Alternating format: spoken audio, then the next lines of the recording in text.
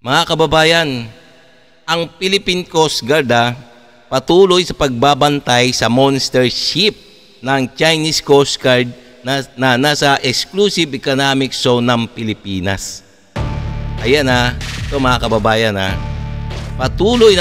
patuloy sa pagbabantay sa monster ship ang ating Philippine Coast Guard. Parang parang nakakatuwang nakakabwisit lang puro pagbabantay.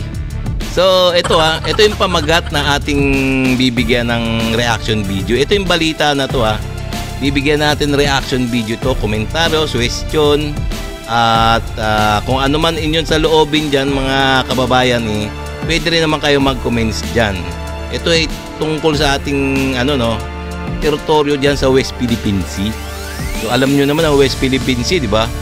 Na talagang inaangkin